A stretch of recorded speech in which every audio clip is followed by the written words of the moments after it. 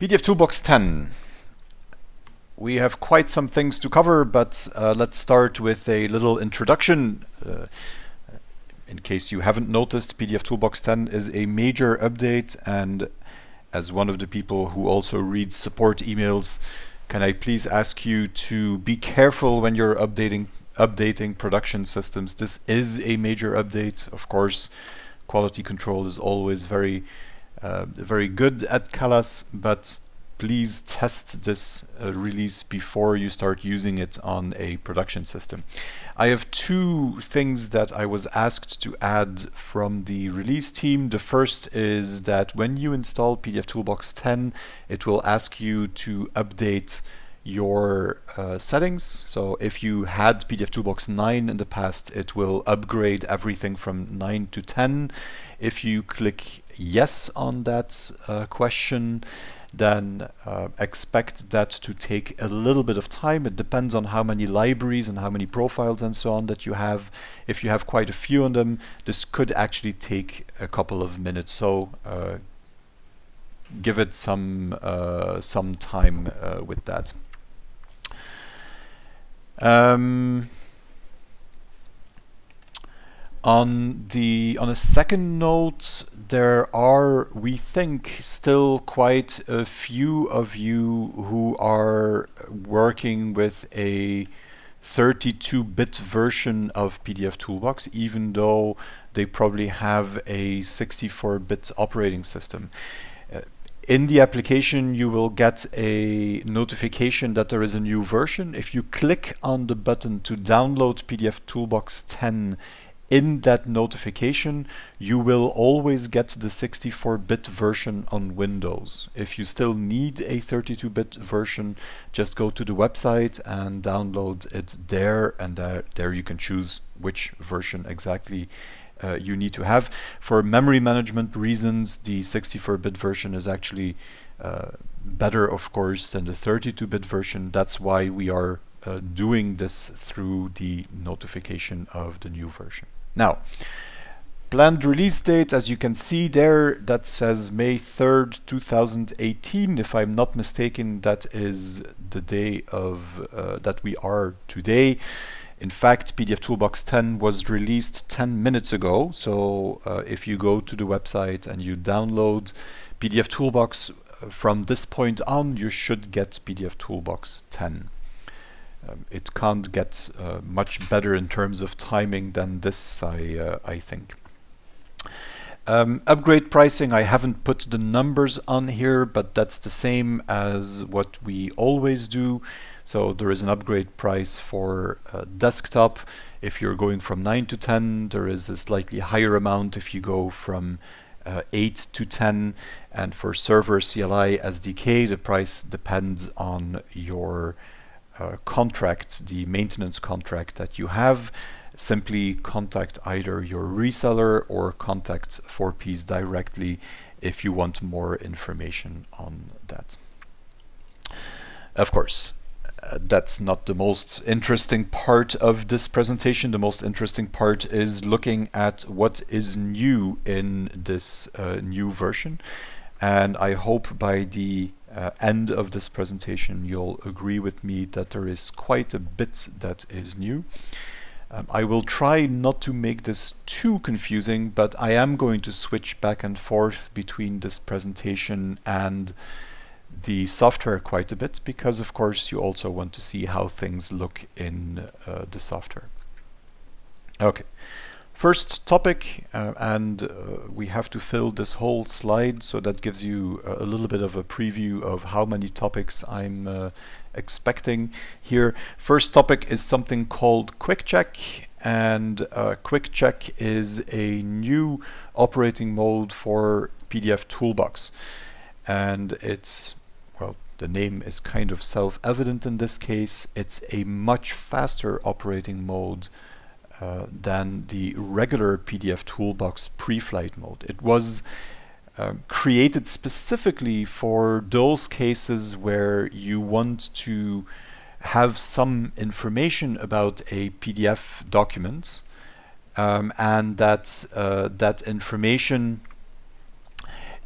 is relatively basic, so not everything, but relatively basic information, but you want to get it really, really fast. Maybe because you need stuff out of a PDF, then you want to take decisions based on that, and maybe only afterwards you want to decide which pre-flight profile you're going to use. Quick check is available on the command line in CLI. It's also available as a new step inside of process plans. And I am not going to show the second bit, but I am going to show you a little bit of this way of using it. So on the command line, the idea is that you create a config file. That config file lets you specify what information you want out of the PDF document, and then that will be returned as a JSON file. And you can see some filter instructions there. There are two big groups of instructions that you can specify in that config file. The direct group allows you to specify a path in the PDF document if you want to get information out of the file. An example that you see there is this direct.info, which will return the info dictionary of the PDF document. Or you can use the aggregated filter group, and the aggregated filter group allows you to get information that is aggregated or summarized out of the complete document. For example, if you want to see which spot colors live in a document, how many pages there are, and so on and so on. The same is true for the process plan step. The only difference is the way it is used. In a process plan step, you will have to write a little bit of JavaScript, and that JavaScript determines where the result is going to show up. In this case, it is going to be app.vars.myQuickCheckExample, and then all the information that is returned will be stored in that particular object. And then the config part allows you to do the same kind of configuration as you would do in a config file on the command line. Okay, so let me see here. We're going to get very geeky from the very start, of course, because I want to show you this thing on the command line. And what I am going to do is I'm just going to run pdfToolbox, and then I have prepared a little config file here, and let me open that for you first so that you can see what this looks like. And this config file, you can see that right here.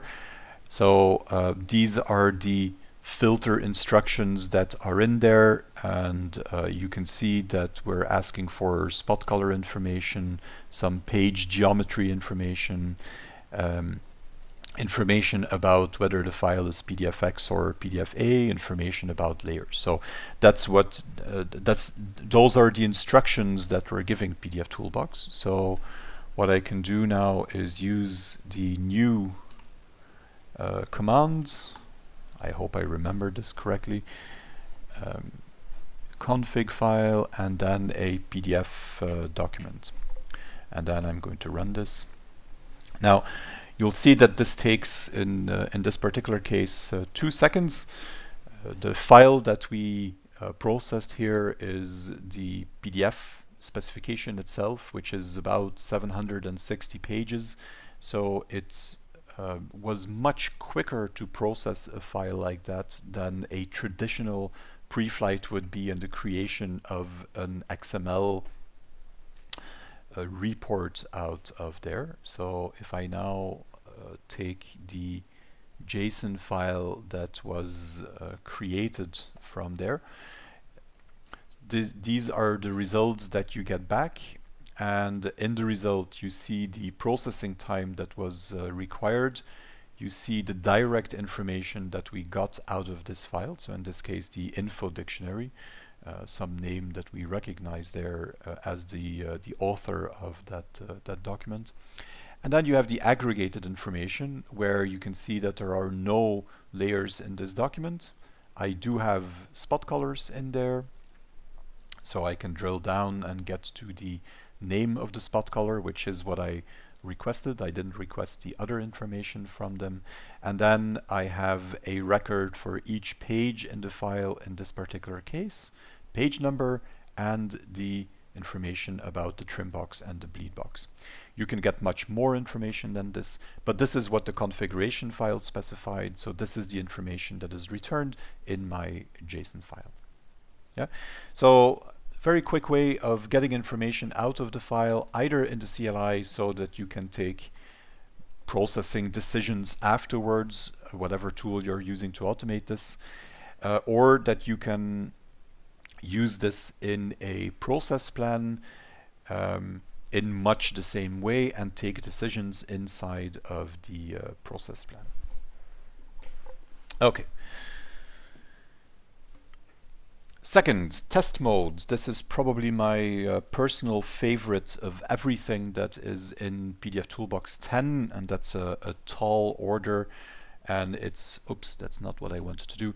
It's mainly because this is going to save me a lot of time, and any of you who is used to making fixes or checks, or especially more complex profiles and process plans, this test mode is going to save you an incredible amount of time. What is it? It's an execution dialog that you can reach from the check, fix, profile, or process plan editor. So while you're editing any of these things, you'll see at the bottom of the editor, and you're going to see it here in a second as well, that there is a new button called tests, and that will run that particular check or process plan or profile or fix immediately.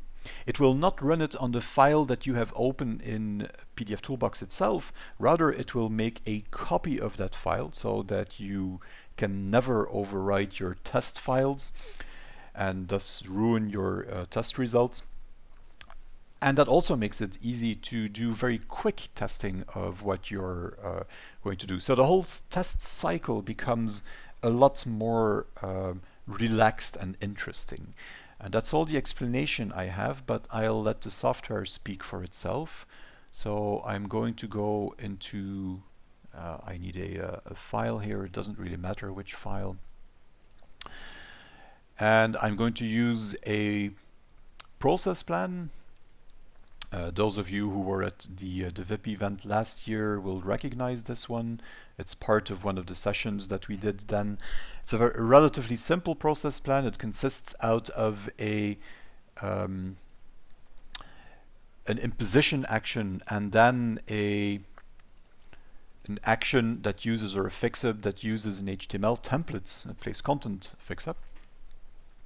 And of course I want to test this. So instead of closing the editor and then going to analyze and fix and saving it somewhere and so on and so on, the only thing I have to do here is click tests at the bottom, and that opens a dialog. I made it relatively big, but you can choose that. And because my second step in the process plan contains variables, I get the variable dialog here. So I can enter something else, and then pdfToolbox immediately runs this process plan for me. On the right hand side you see what it has done. This is the imposition action, and then the second thing here is this fix-up that was run. I can see the variables that were the input for that particular fix-up, and you can see the result as well. This is what you typically would see in the result window when you run this in the normal way, but in test mode I immediately get all of this stuff done for me. And it automatically takes the file that was open in pdfToolbox, which is great, but what is even greater is that I can go here and then I could say, why not try it with this PDF document instead. So the test mode dialog will remember which PDF files you have used in the past, and it allows you to select any of these. So it's very quick to test a particular check or fix or whatever with multiple files, which can be an advantage. You can switch on profile execution logging. If you haven't ever used that, it's a really neat feature that will give you much more details about each step in a process plan, for example. And you can also go here and then say show temporary items. And when I do that, I get the copy of the PDF that pdfToolbox took. So this is the original PDF file. And then I get the result that was generated. So if you want to examine the PDF document itself that was created, you can easily do that by going into these temporary items here. But in many cases, what you'll find is that simply seeing the result here will already tell you whether this is okay or not okay. Now, when it can save you the most amount of time is when you're making HTML templates for place content. And that's what happens here. I have an HTML template, which is the background, and I have this second step in my process plan is a fix-up for place content.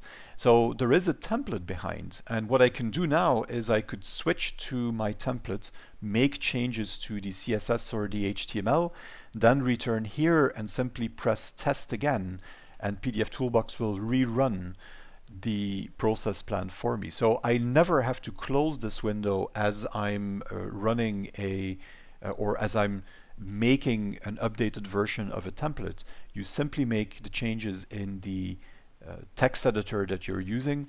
You come back here, you click test, and you rerun the templates on the file that you have or on any of the files that you want to test it on.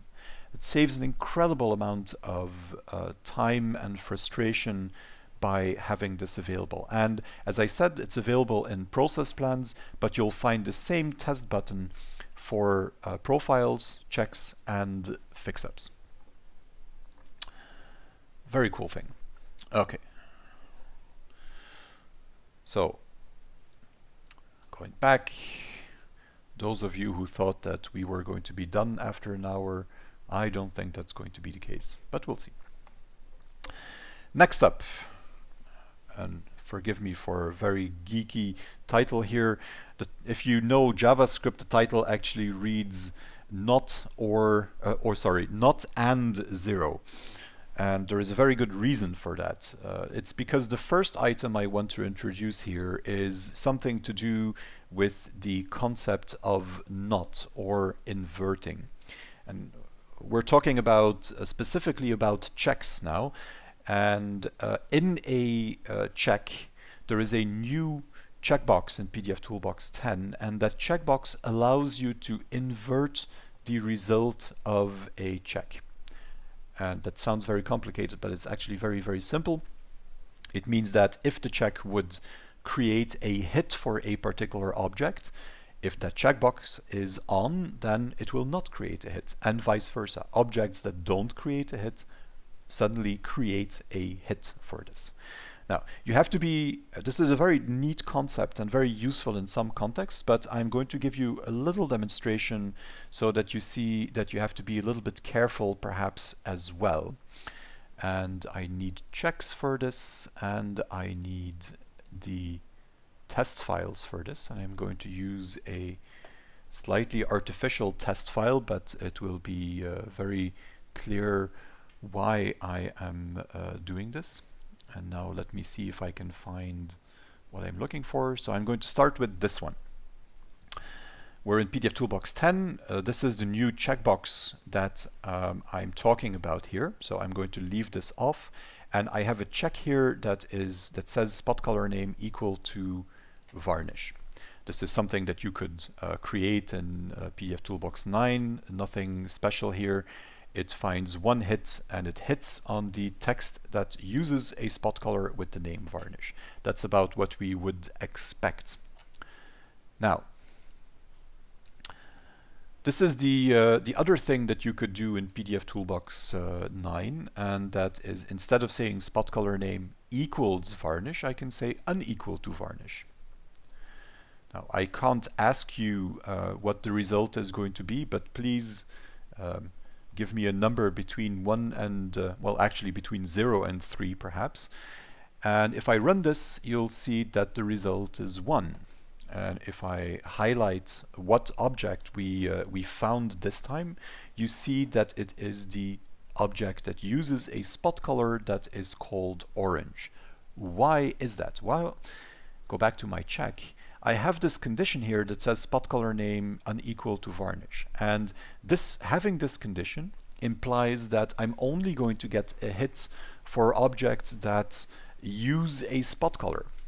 And in second step, only a spot color that has a name that is not equal to varnish. This is a spot color called varnish. The second one is a spot color called orange. The third one, as it says here, is a process color. So this is CMYK. So I only get a hit on one object. Now let me show you the pdfToolbox 10 version, spot color name equal to varnish, and then I am going to invert the results, and you can think of a number between 0 and 3 again. And if I run this, you'll see that you needed to think of the number 2 in order to win a prize here. Which objects? Well, the first one is, of course, this spot color with a different name, but the second one is the CMYK color. This new feature in pdfToolbox 10 literally reverts or reverses between objects that are hit and not hit. So in this case, it finds everything that is specifically not hit by the check spot color name is varnish. So it will also find objects that are CMYK. It would also find an image, that if an image was in this document. Yeah. So this is a very flexible thing, but be a little bit careful when you're using this. You have this new test mode to play with it, so it's easy enough to play with. But be a little bit careful. This is Boolean logic. We're inverting results, and that might actually give you a different outcome than what you initially would expect. So this was the first part of this topic. The second part is something that did not work in pdfToolbox 9, but can be very, very useful. In pdfToolbox 9, there is a condition, and I don't know if you've ever used that, but there is a condition that is called number of hits in this check. It's a condition that you can add to any other check, and if you add it, it will compare the number of hits that the other conditions generate, and it will then give you an error depending on what that number is. What you could not do in pdfToolbox 9 is use equal to 0. That simply didn't work, and the condition would always work on a page level but could not work on a document level. Both of these restrictions are gone in pdfToolbox 10. So if we come back to here, I'm going to open two other example files. Strangely enough, two penguins. And I'm going to search for a file, a check, and I think it is yes, here, these two. So what you could always already do is this. This is a check that checks for a spot color called cut. So if I run this, it will tell me that there is in fact a cut path in this particular document. There is an object that uses a spot color, and the spot color is called cut. Now, what would be much more interesting is that I can take a file like this, which does not contain that cut path, and that I can get an error to indicate that that file doesn't contain a cut path. That's what we really want to know. And if I run this one, you can see that I now get an error for this file because it doesn't have a cut path. How does this work? Well, it uses this feature that I've shown in the presentation. So the first condition is still spot color name equal to cut, but then I add a condition that says if the number of hits in this check is equal to 0, in other words, if you don't find any objects that use this particular spot color, then you should give an error message. And that's exactly what happens in this case. So if you want to build profiles that error out on files when they are missing particular features, then you can use this technique to do it. And just to remind you, there are two versions of this condition. There is one version that will check page by page, and there is one version that will check for the complete document. So if you want to make sure that to know if there is no text anywhere in the document, for example, this is a way that you could do such a check. Okay, so those were two features for checks. One to detect or to invert the result of a check. The second one to count objects in a document and get an error if objects are missing in a document. But I want to add two additional features now that we are talking about checks. And the reason I want to talk about this is because this is what you can do in pdfToolbox 9 and before. When you're creating a check, you can have multiple conditions in that check, just as what we did in the last example I showed. And these conditions can be combined either with a logical AND, or they can be combined with a logical OR, but not both at the same time. So what you cannot do in pdfToolbox 10, in pdfToolbox 9 rather, is write a check that would look for elements that are text or line art, either of those two, and that use a particular color. Now, that's not the end of the world, because you can split that up in two different checks. And in fact, if you would go look at, for example, some of the Gantt workgroup profiles that you have in pdfToolbox, then you'll see that in some cases you have two checks that are named very, very similar, but check the filled part of an object and the stroked part of an object, for example. The reason you have two checks is because it is not possible in pdfToolbox 9 to combine them. In pdfToolbox 10, it is. Of course, otherwise I would not mention this. So let me back out of here, see if I don't have test files. I'm just going to show you what it looks like. I remember now. So this is the first example of the classic way of doing things. This is a check that says, is the object that I'm looking at text? Is it vector? And they are combined with this fire if any condition is met checkbox. And that says make it an OR. So this check will give a hit if the object is text or if the object is vector. It will find either text or vector objects. Now, how do I build a check that does what I just said, text or vector and a particular color? Well, here you have it. What has happened in pdfToolbox 10 is that there is an additional condition, and you can find it just as any of the other ones. It is called include other check.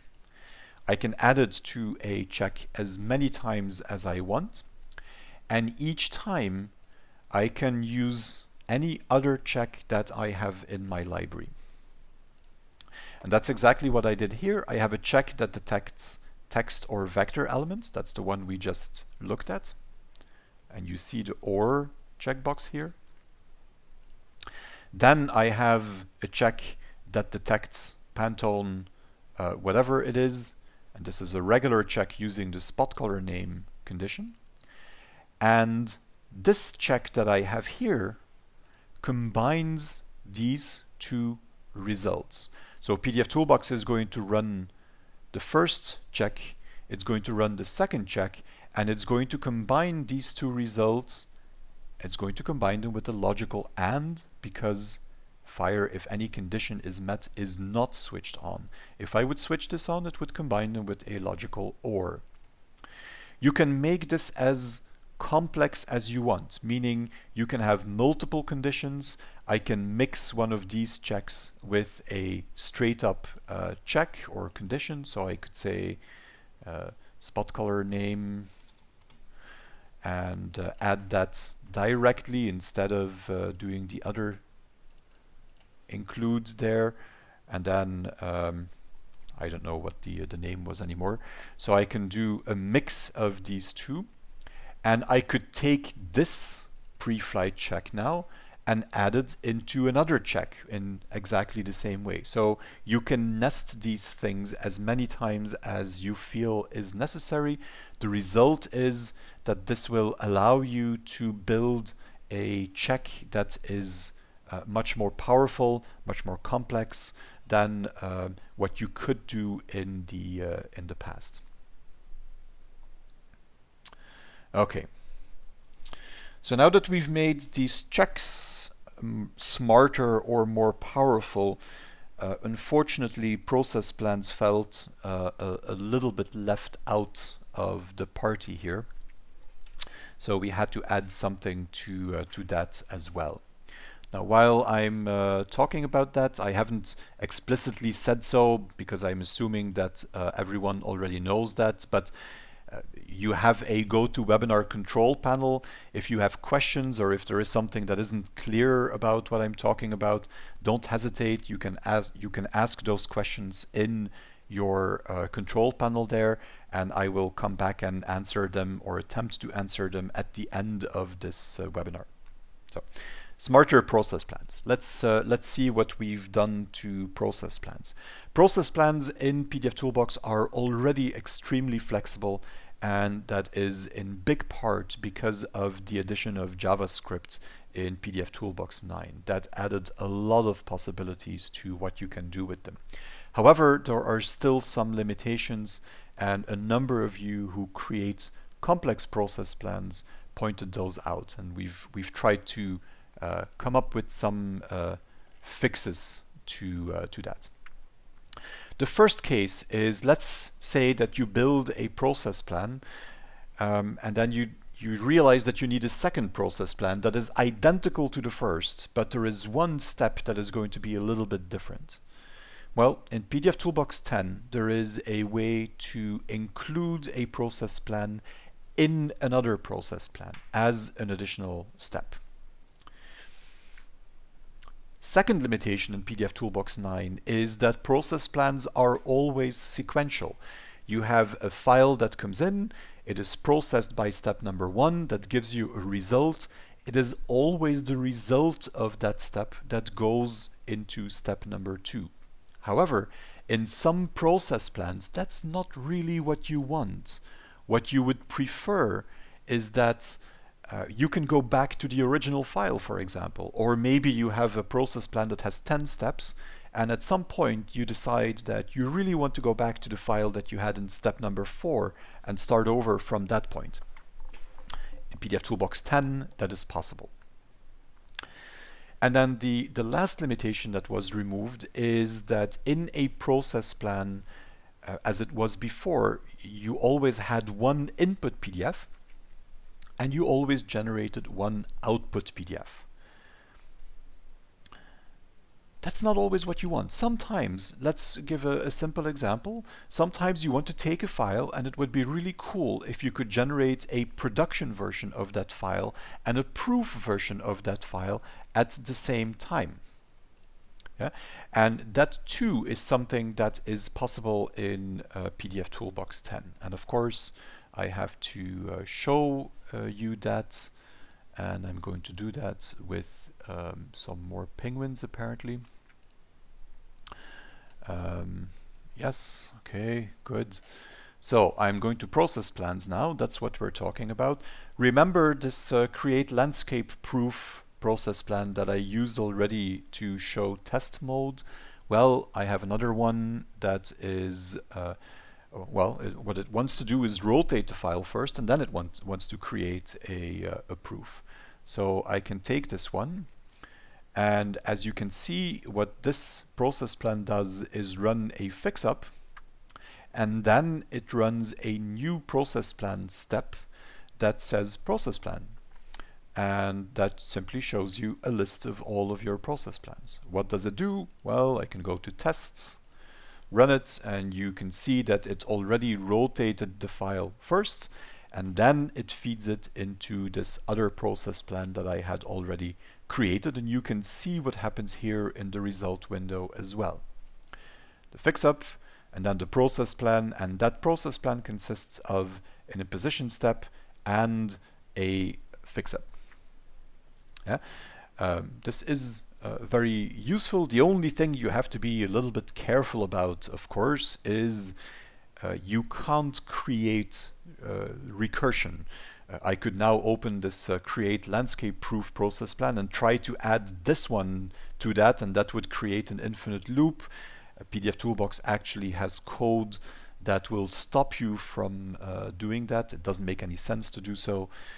So it will detect those cases. So that's the only thing that is not possible. Other than that, you can nest this again. So I can have process plan 1 that uses process plan 2, and process plan 2 uses process plan 3, and so on and so on. You can go as wild as you want. Just make sure you still understand what is being done in these process plans. That would be good. Okay, next example. I'm going to do away with the penguins for once, and I'm going to open 2 other files and show you another process plan here. This one is called Solve Font Issues with Alternatives, and I have to explain a little bit before I'm running this. This process plan uses a profile to start with, and in that profile it has a fix. The fix is convert all fonts to outlines. Now, I don't know if you know this, but pdfToolbox has a pre-flight check that you can use to detect, and it's this one here, visual difference between original and processed. It has a pre-flight check that you can add to a profile, and the result of adding this is that if there is a visual difference between the file before processing and after processing, then pdfToolbox will give a pre-flight error. Yeah, and that's exactly what I did in this profile. So basically, my profile will convert all text to outlines, and if it finds a visual difference as a result of that conversion, then it will give me an error. What the process plan here says is if there are no errors, so no visual differences, I just want to stop. If there are errors, I'm going to continue with the next step in the process plan, and that is a new step in pdfToolbox 10 that is called File Pickup. File Pickup allows you to specify a step in the process plan that you are using, and it will give you the file as it was at the input of that particular step. Yeah, and I've selected step number 1 here, so that actually means that this process plan step will go back to the original document before it was processed by my profile. And then I do another fix-up. So the result of this process plan is actually that you're going to convert text to outlines. If that goes well, then perfect. If it doesn't go well, if there is a visual difference as a result, then you're going back to the original file, and instead of doing text to outlines, you're rendering each page in the document into a high-resolution image. What does that mean? Well, this is a very big file. It's a big file, so the text is big, so there is no visual differences, visual difference because of converting this text to outlines.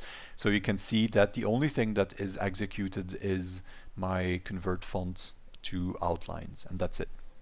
If, however, I take the other file that I have open, which is a much smaller file, you can see that there is, in fact, a visual difference between the original and the processed file. which means that pdfToolbox is going back to the original document, and then it is converting that into images. And the result you see here is the rasterized version of that document. Now, while I'm showing this, this is a cool process plan step, of course, but also, again, notice how easy it is in this test mode to quickly run a process plan through multiple documents and make sure that they work correctly on multiple documents. Once again, what you're working on are copies of those documents, so none of the actual test documents that I had open in pdfToolbox have changed at any point. Okay, so this is the file pickup step in that process plan.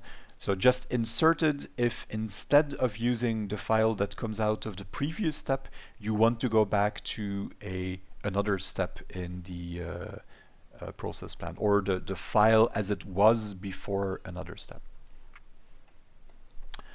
And then I have one more, I think, and let me see what I want to do with that one. Yes. Do I need something special? Probably not. Let's see if we can just do this with this. So, edit. Let me run this first and make sure that what happens here is what I'm expecting to happen. There we go. So this looks very complicated now, but actually it is not that complicated. This process plan has created two output files, and I can show you that by going into temporary items. And in temporary items, I now have the original file as it went into the process plan. I have the fixed file, which in this case is a proof, and I have the production file. And nothing much has happened to this production file in this particular example. It has just been color corrected, I think. But this is one process plan that generates two different output results. Now, how does that happen? Well, with this new step in the process plan that is called create PDF copy. So I have a fix-up here. That fix-up converts the document into ISO-quoted V2. And then I use this new step to say create PDF copy. The copy step allows me to specify a prefix. It allows me to specify a suffix and a subfolder to put this document in if I choose to do that. And then I have my create landscape proof process plan that is called to create the proof version. So the final result of this is the proof. But along the way, I've also executed what I consider to be the production version of the incoming file. There we go. I could talk much longer about all of these things, but unfortunately, that would not be a good idea today. So let me go back to my presentation and go to the next thing. And the next thing, we're coming closer, in case you're wondering, but the next thing is called report improvements, and there are quite a few of those. If you've looked at the reports in pdfToolbox 9, you might have noticed that there are multiple versions of the report, specifically multiple versions of the PDF report in pdfToolbox. You have a report that you cannot modify, but where you could have pages that look like the original document with comments on top. And then you have what is called a customizable report that uses an HTML template so that you can fully modify. But those two could not be combined. And in pdfToolbox 10, it is now possible to generate a customizable report, but to specify that you also want these additional pages with annotations on top. That some users actually like quite a bit because they recognize their own document and they see in the document exactly where problems occur. So that's the first thing there.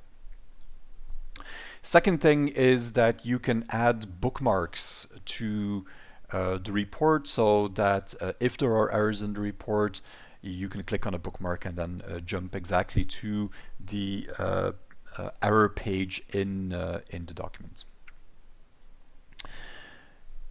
Next thing is that in most of these, in the reports as they were generated by default, what you might remember seeing is something like this or this error occurred 2 times on one page, or 15 times on 4 pages.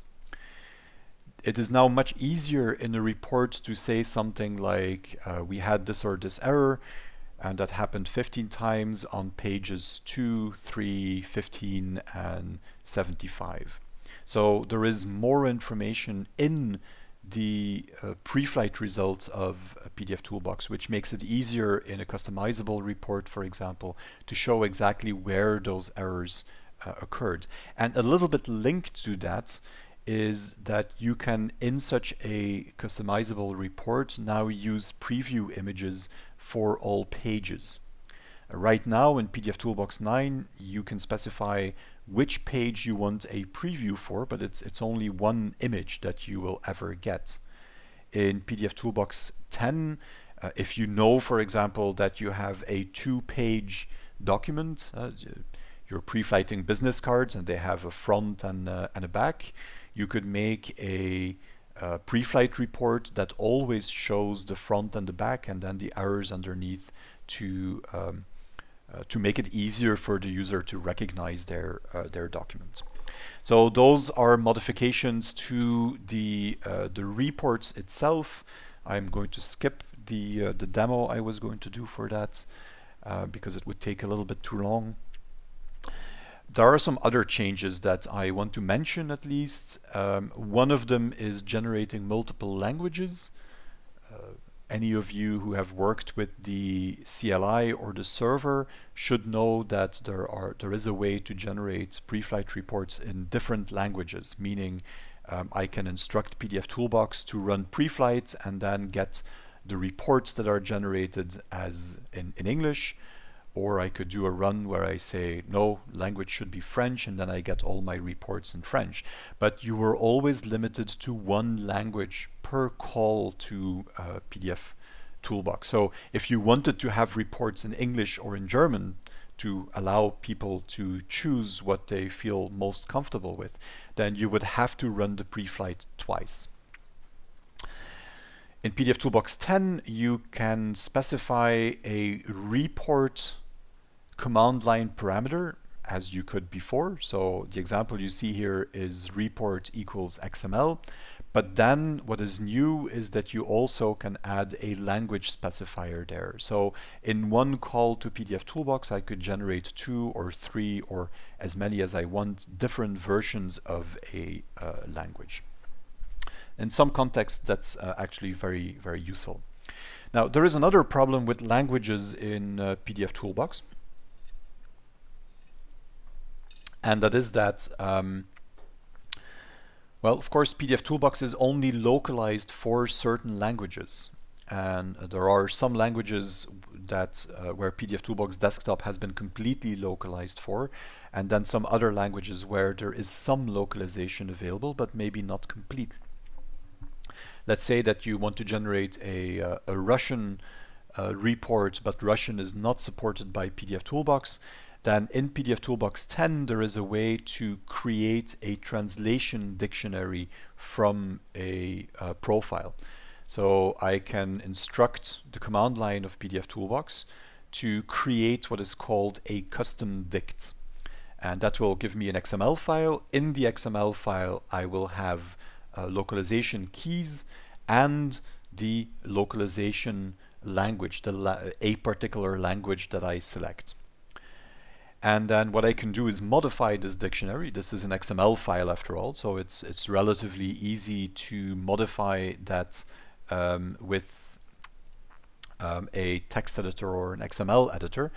I can modify that XML file, and then when I do pre-flight afterwards, I can specify that I want to use that custom dictionary, and that will mean that pdfToolbox will use your translation instead of what it would normally use as a built-in translation. Remark that this also has one other use case that could be really interesting. Let's say that you're generating English reports, but for some reason you think that the English in the reports isn't very understandable, it's too technical, or whatever the case may be. Well, this allows you to generate a custom dict for the English that is used, the English strings that are used in the report, for example, to modify those in that custom dictionary, and then specify that simplified English dictionary when you run pre-flight. And that way you will get simplified messages in the pre-flight results of pdfToolbox without having to write a whole lot of difficult JavaScript in the report generating template. You can simply modify that XML file and then modify those English terms that you don't like. So that's for reports, and as I said, I am going to skip the little demo there. It is fairly self-explanatory anyway, and you have the software available to play with as of today. So be my guest and check those things out. And maybe while I am talking about this, I should also say that if you go to help.callassoftware.com, you'll also find documentation for those new features that were added into the product. Okay. Next item, and without any doubt, this is actually the biggest item in what is already a big release, I think. It is called Sifter, and Sifter is the technology name. There is a really nice fragment of the movie The King's Speech, I believe, that I'm not going to try and repeat now. You can look that up on YouTube.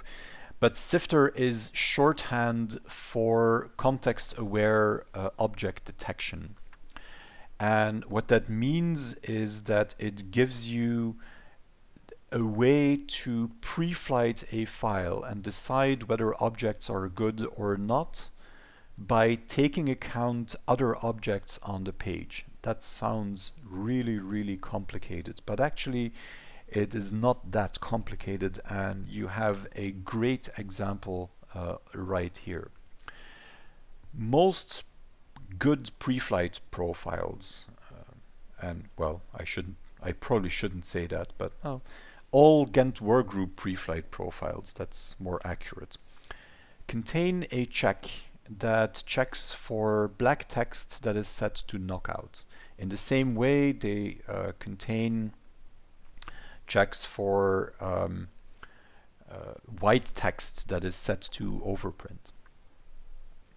So if you use black text in a document and you put it on top of a colored background, that can very easily lead to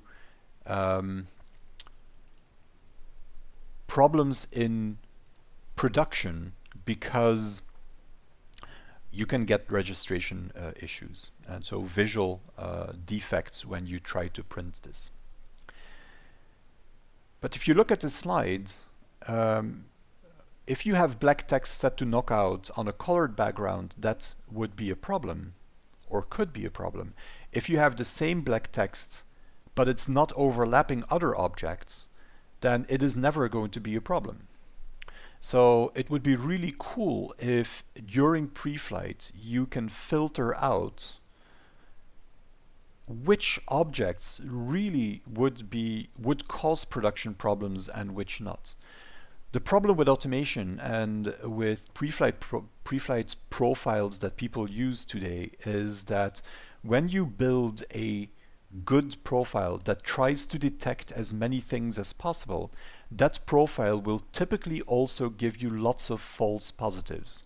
it will hit on a lot of documents where there really isn't a production issue, but out of an abundance of caution, if you want, the profile has to inform you that there are objects in there that might cause problems. Yeah? If you have context-aware pre-flight checking, then you can stop that from happening.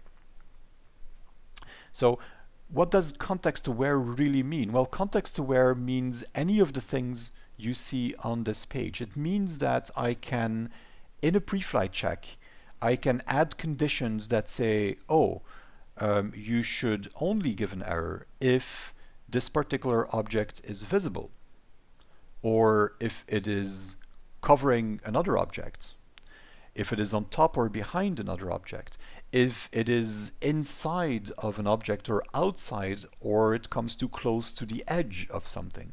So you're really not just investigating a particular object anymore, you're investigating that object and its relationship with all of the other objects on the page.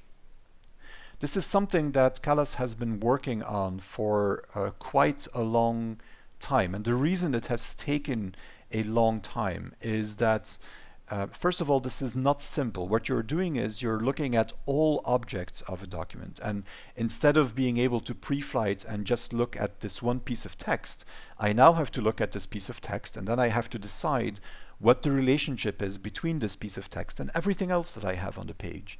And that I have to repeat for each element on the page. So it kind of explodes the amount of work that you have to perform to pre-flight this document. But the upside is incredibly big because it allows you to cut down on the amount of false positives, and it will allow you to write pre-flight checks that you could not write before. So there has been a lot of work going into making this work correctly, not just for simple files, but also for complex files. And then also making sure that, well, that this maybe takes more time to pre-flight if you enable these features, but that the time is not ridiculously long, that it will not stand in the way of someone really using this functionality. And those are two goals, making it really flexible and good, and making it still fast enough to be used in a production environment. Those are two goals that are not that easy to combine, but I think in pdfToolbox 10 we managed to do exactly that. And the result is really cool. Now, what type of problems can you detect with this? And what you see here are only a few uses, but first of all, this problem with overprint and knockout that I already mentioned. And you'll find that if you look through pre-flight profiles, there are actually a lot of cases where this is relevant. Do I really want to check an object if it is clipped away? Do I want to check an object if it is completely overlapped by another object that is opaque, so it's never seen? So you can fine-tune a lot of existing pre-flight checks in this way by using the different Sifter conditions in there. You could detect objects that are too close to or are overlapping a complex shape, a cut path, for example. You can remove invisible objects. You can remove objects that are inside or outside a complex shape, not just remove everything outside of the trim box, but remove everything that is outside of the cut path for a label or a package or and so on. And then there is also an ISO standard. It is not yet an ISO standard, but it's on the way to becoming one. That is called processing steps, ISO 19593-1. And that ISO standard is details how to use metadata for layers, specifically for mostly packaging, but also by extension, it could be used in something like large format print or in labels. And Sifter, or this context-aware pre-flight, will also play a role in the pre-flight for this processing steps ISO standard. Okay, so let me go here for a second and we'll go to checks. I'm now officially late. Let me go here and take a file. And I still want to take the time to show you a few things. Where is my... Yes, this is the classic pre-flight check. It's not complete, it's a subset, but it will get you, make you understand what we're saying here. This is a check that will detect text smaller than a certain size that is set to knockout. Overprint is not enabled. So what happens if I run that? It finds all of these text elements. Yeah. The reason that they are indicated as one is just the way how pdfToolbox works. All of these have the same font and the same other properties, so it will indicate them as one error. But what happens is it finds these elements that overlap with a colored background, which are a real problem. It also finds these that are, not overlapping anything, so they really aren't a problem. Now let me go to the Sifter enabled check, and strangely enough Sifter finds 3 matches, but when I go through them you'll see that the reporting is done in a slightly different way because the page elements are investigated into a much deeper level. But if I jump over them, you'll see that only those objects that overlap the colored background are found as real errors. These objects are not found at all. And that means that if you have a production file where the only cases of black text set to knockout are actually where that black text isn't overlapping with anything, then you will never be bothered with that error because it's not going to be a production error and you can simply go ahead and produce that file. pdfToolbox will now only give you a warning if that particular object is really going to be an error. That's what I mean when I say that you can take a pre-flight check and by using Sifter you can fine-tune it so that it only hits on those objects where it will really be an issue. And let me show you how that works. There is a new group of conditions in the check editor, and they're called context-aware object detection. So this is the Sifter technology. And what I've used is there is actually a master condition, and I will show you how that looks in a second, but you probably don't want to use that very much. So this is the master condition that exposes all of the functionality of Sifter, but then there is a whole bunch of easy ones. And I'm using one of the easy ones here, object on top of other objects. So what I'm saying is, well, I want to detect objects that are on top of another object, but I'm only interested in objects that are small text set to knockout. So I'm actually combining the result of this classic pre-flight check with an additional condition that says only bother me with this if that particular text is on top of another object. On top of what object? Well, any page object. If you want to get fancy and you want to say, I only want to detect this when it's overlapping an image, for example, then you could do that. The only thing you have to do is you have to make a little pre-flight check here, detect images, and I would have, I think there is something called isImage. There we go, it's true. So now I have a pre-flight check that detects images, and now my check will only hit when small text is overlapping with an image. So you can get as fancy as you want with this, but you can use any of these conditions to very easily find things in context. Let me show you another example before I completely run out of time here. This is a label. The label has a cut path, as you can see, and there is a bunch of interesting stuff here. There is a pre-flight check called invisible objects, and if I run that, it shows me that there is some stuff there. So invisible in this context means items that are either completely clipped away or items that are completely covered by other objects that are opaque, or a combination. So how can I see what those objects are? I'm going to show you a fix-up that you probably don't want to use in production. It's called remove visible objects, and remove visible objects has this result. Yeah. So what this did was the Sifter check determined which objects were visible, meaning not completely clipped away, not completely obliterated or hidden by other objects, and all of the ones that are visible were removed. So what is left is the stuff that is hidden in this particular layout. Now, this is not a very good production thing, but I wanted to show you that anyway.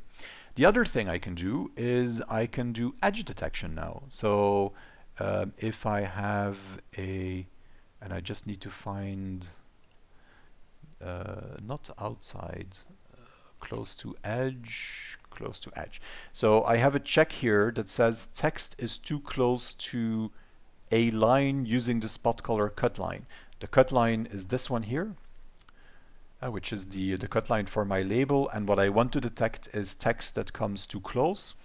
Now I'm going to run this twice, first with 3 millimeters, and you'll see how accurate this can be.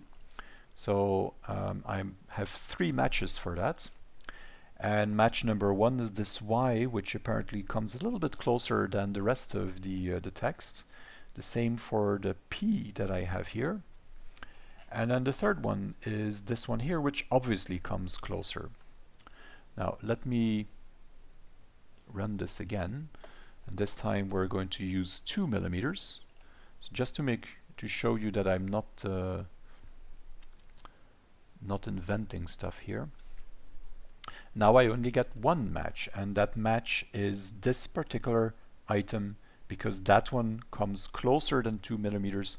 This is all more than 2 millimeters from the edge of, or not, well, edge of the label or the cut line if you want. Yeah. So this was a very quick introduction to Sifter. Of course, we can say much more about that, and we probably need dedicated webinar to talk in much more detail about that, but I'm not going to do that now. I'm going to go to the last topic instead, which is license server, and then we're done with this. So if you have questions about anything else, now would be a really good time to enter them into your GoToWebinar control panel. License server is a slightly different topic. It's not so much technical perhaps as it is, well, it's still technical and commercial. You're not going to find commercial information in this presentation yet, but I will explain you what we're working on. There is a problem that we encounter more and more today, and that is that pdfToolbox needs to be activated on a machine. Whether that machine is really a real iron somewhere, or it's a virtual machine on Azure or Amazon or whatever, it doesn't really matter all that much. It has to be activated. And when you try to use pdfToolbox in a scale on demand environment, that can be a really annoying thing. And scale on demand, what is meant by that is an environment where, for example, you're using 2 pdfToolbox servers the whole of the year, but then around Christmas there is this huge peak that you want to capture, and instead of using 2 servers you would like to use 10 servers, simply because you have a much higher demand. Or environments where you typically don't have a lot of documents, but when big customers send stuff, all of a sudden you have a much higher need, and you don't want processing to slow down. but you don't want to always install 10 servers either. So scale on demand, that's what we mean with that clause.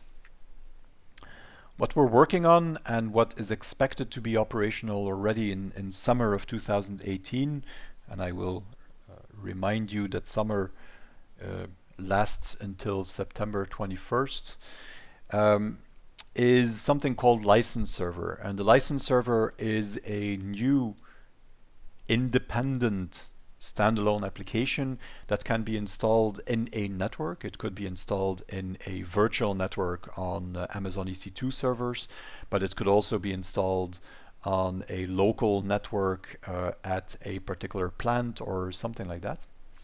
Potentially you could install multiple versions to make sure that there is no problem with failover.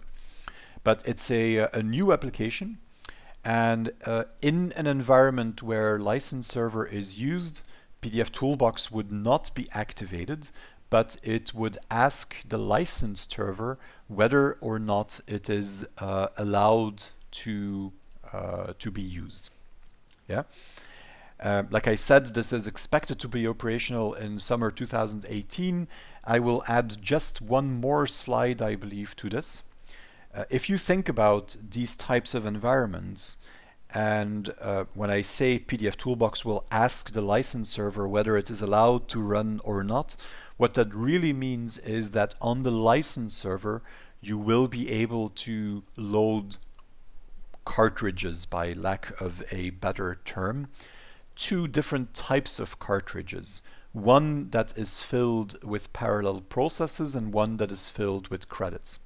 And that means that you could have a license server, you could buy a cartridge that lets you run 8 processes in parallel. On which machine these run is at that point no longer important. You can scale up as many servers as you want, and you can run them on any machine as you want. pdfToolbox will not need to be activated on those machines. You will need to point pdfToolbox to the license server, and if you've loaded this with a process cartridge, there will need to be room to process an additional file. If not, then you will have to wait, just as you will have to wait today when you're processing too many jobs at the same time. So that's one way of using this. You buy a process cartridge, and that gives you the right to process X amount of files in parallel at any given point in time.